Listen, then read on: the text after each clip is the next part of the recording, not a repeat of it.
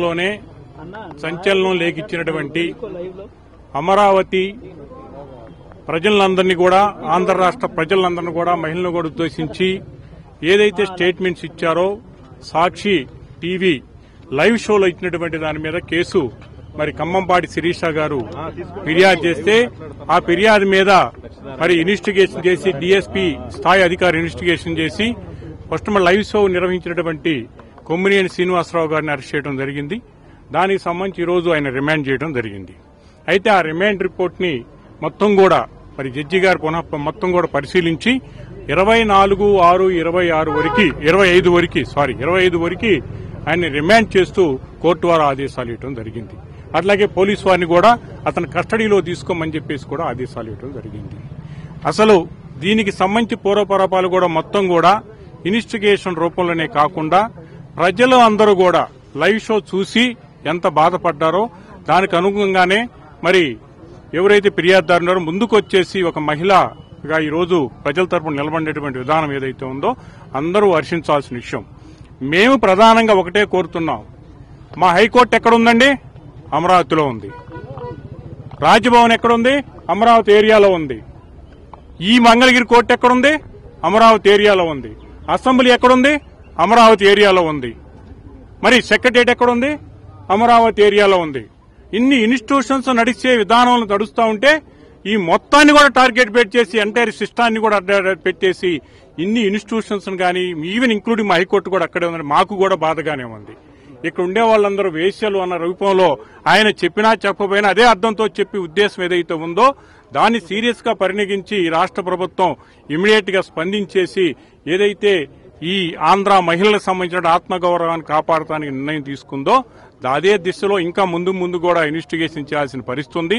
దీని వెనకున్నటువంటి ఎవరైతే సాక్షి మేనేజ్మెంట్ ఎవరైతే ఉండారో వారి మీద అట్లాగే వైసీపీ సంబంధించిన లీడర్స్ కూడా ఎందుకు చెబుతున్నామంటే ఇంతటితో ఆగలేదు. ఇది వాళ్ళు యుద్ధం ప్రకటించారు. వాళ్ళు పదే చెప్పేది ఏంటంటే మేము అన్నాం మీరెందుకు ప్రింట్ చేయాలి, 1,00,000 ప్రింట్లు చేస్తారా అనే ప్రశ్న ఈ రోజు కూడా కోర్టులో కూడా శ్రీనివాసరావు గారు చూడండి బాధ వేసింది. మేము అక్కడ జరిగిందండి, జరిగితే ఏంటి 1,00,000 ప్రింట్లు దాకా 1,00,000 ప్రింట్లు మీరు ప్రింట్ చేస్తారా అనే పదం వాడటం అనేది అంటే మరి బాధపడ్డప్పుడు మీరు అన్నమాట విషయం మీరు రియలైజేషన్ అవ్వట్లేదు. ఈ రోజు ప్రత్యేకంగా మీరు చూసినటువంటి ఎవరైతే సజ్జల రామకృష్ణారెడ్డి గారు ఈ రోజు ఆయన స్టేట్మెంట్ కూడా ఫర్దర్ గా మళ్లీ కూడా డిరాగేటరీ వర్డ్స్ వాడటం, అఫెన్సివ్ రిమార్క్స్ మేడ్ అవటం పిల్లల మీద, ఇది మహిళల మీద వాళ్ళు కంటిన్యూస్ అఫెన్స్ చేస్తూ అల్లాఫుల్ యాక్టివ్ చేస్తున్నారు కనుక ఇది చివరికి ఏదైతే ఉందో మరి section 111 of the organised crime గా ట్రీట్ చేయబడితే కాకుండా ఇంకా ముందు కూడా దీంట్లో అనుకున్నటువంటి వ్యక్తుల మీద కూడా పరదరగా తరువుగా ఇన్వెస్టిగేషన్ చేస్తే పూర్తి స్థాయిలో న్యాయం జరిగిద్ది. ఓన్లీ వాళ్ళ టార్గెట్ అమరావతి క్యాపిటల్ సిటీ ఏదైతే ఉందో, అమరావతి రీజనల్ ఏరియా అయితే ఉందో దాన్ని గతంలో 2014 నుంచి వాళ్ళు విషం జమ్మి అనేక రూపాల్లో, ఇప్పుడే కాదు అనేక రూపాల్లో కూడా 2014 నుంచి ఇప్పటి వరకు 11 సంవత్సరాల వరకు వాళ్ళు విషం జమ్మారో అదే పందాలో అదే క్యాంపెయిన్ చేస్తూ దానికే ముందుకు పోతూ ఈ విధంగా చేసినటువంటి విధానం ఏదైతే ఉందో డెఫినెట్ గా ఆర్గనైజ్డ్ క్రైమ్ కూడా మేడౌట్ అవుతుంది. ఈ విధంగా కూడా మేము దీని ముందు కూడా ఫైట్ చేయడానికి కూడా సిద్ధంగా ఉన్నాయని కూడా తెలియజేస్తున్నాం.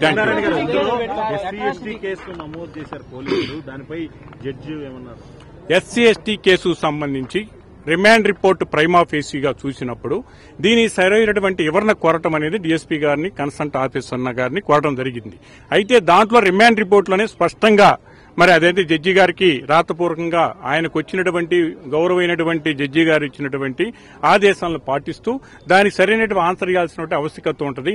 ఎందుకంటే ఇప్పటి వరకు పేర్కొన్న జడ్జిమెంట్స్ ఈ రూపంలో ఒక జనరల్ గా జరిగినటువంటి ఒక ఎస్సీలు ఉంటారు, అక్కడ అన్ని కులాలు ఉంటారు, మరి మెజార్టీ పీపుల్ కులాలు కూడా అక్కడ ఎస్సీలే ఉన్నారు కనుక అమరావతి ఏరియా ఇవన్నీ దృష్టిలో పెట్టుకుని స్పష్టంగా కూడా రిమాండ్ రిపోర్ట్లో ఆయన ఎక్స్ప్లెయిన్ చేయడం జరిగింది. ఆ ఎక్స్ప్లెయిన్ చేసిన దాన్ని పునరావృతం చేసి మళ్ళీ ఎక్స్ప్లెయిన్ చేసేటువంటి అవకాశం ఉంటుంది.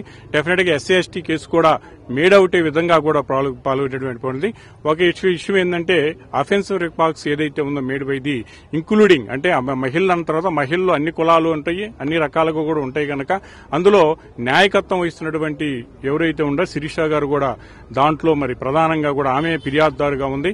డెఫినెట్ గా అక్కడ మహిళా తల్లులందరూ ఎఫెక్ట్ అయినప్పుడు మరి ఎస్సీలు కూడా మహిళలు ఉన్నారు కదా కనుక ఆ దిశలో కూడా ఎక్స్ప్లెనేషన్ ఇచ్చేటువంటి అవకాశం ఉంది. రేపు కోర్టు వారు దాని మీద ఏ నిర్ణయం తీసుకుంటారో కోర్టు యొక్క పరిధి, దాని గురించి మేము కామెంట్ చేయగలం. 24/6/25 వరకు కస్టడీ ఇచ్చారండి. గుంటూరు జైలుకి అది వాళ్ళు నిర్ణయం ఇస్తాను ప్రెసిడెంట్. Okay, thank you. ప్రధానంగా కూడా లాయర్లు అయితే క్లియర్ గా ఈ అంశంపై చెప్తున్నారు. ఏదైతే ఇంప్లిమెంటేషన్ చేసినటువంటి చట్టానికి సంబంధించినటువంటి ప్రతి సెక్షన్ కూడా క్లియర్ గా జడ్జి ముందు రిమాండ్ రిపోర్ట్ లో పేర్కొనడం జరిగింది. వాటన్నిటిని కూడా పూర్తి స్థాయిలో పరిశీలించిన తర్వాత దీనికి సంబంధించి కూడా కేసుకు సంబంధించినటువంటి అంశాలను కూడా క్లియర్ గా కూడా చెప్పడం పరిస్థితి ఉందనే విధంగా కూడా చెప్తున్నటువంటి పరిస్థితి ఉంది. మొత్తం 14 రోజులు రిమాండ్ విధించినటువంటి